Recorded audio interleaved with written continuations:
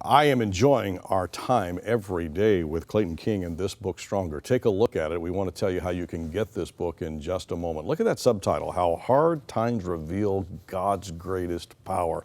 And Clayton, you have 10 great chapters here about how God starts with brokenness in our lives and bringing the events that all of us experience, whether it's the death of a loved one, loss of a job, betrayal of a friend, all kinds of things here.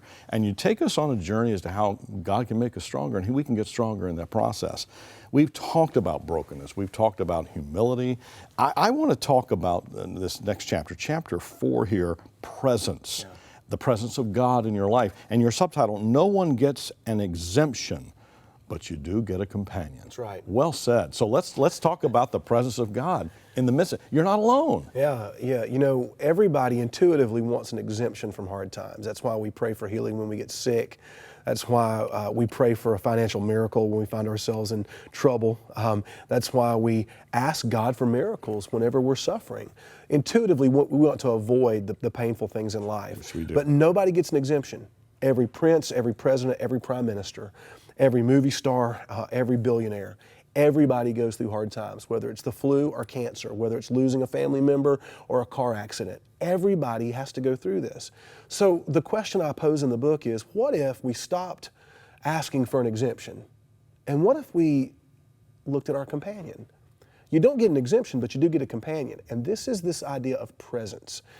That in my hard time, losing my parents, losing my grandparents, my aunts, my uncles, preaching all these funerals, 9 funerals over 12 years, I really tapped in to an intimacy with God that I had never known before. And honestly, I don't know if I could have felt that intimacy with God in any other circumstance other than through my brokenness.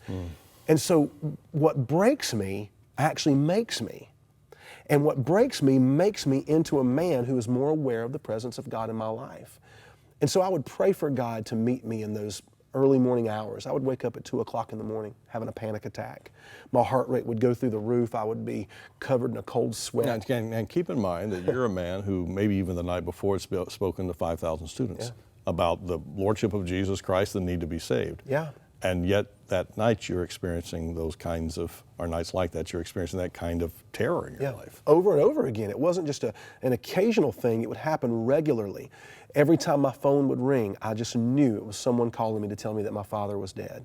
Every time I would go to bed at night, the last thought I would have would be of my dad or my mom or a family member that I had lost. Again, we remind everyone, you said it just quickly, but in our preceding interviews, we talked about you lost 9 loved ones in a 12-year period. Yeah, one every 16 months. One every 16 months on average. Did their funerals. I mean, it's a phenomenal story. It's in the book here. I want you to get it.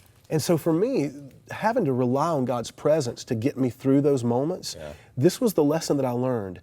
God's presence is my greatest protection. I wanted God to shield me from brokenness. I wanted God to keep that stuff at bay from me. I don't want to go through those things, Lord. I would pray that prayer over and over.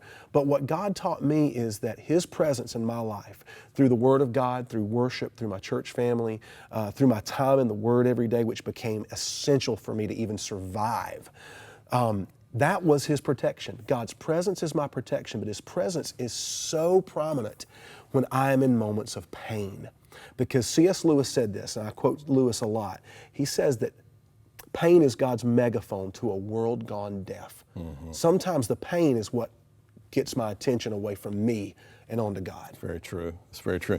When I think back of when we're going through these hellish times, I remember Warren Wiersbe, great Bible teacher and author, saying, oftentimes we'll say, God, get me out of this, when we should be saying, God, what do you want me to get out of this? Exactly.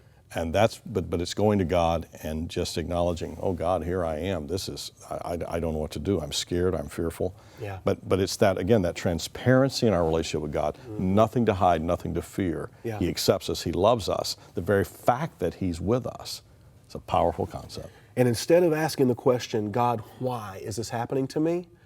I've learned to ask a better question. God, what do you want to do in me? Yeah. Not why me, but what do you want to do in me?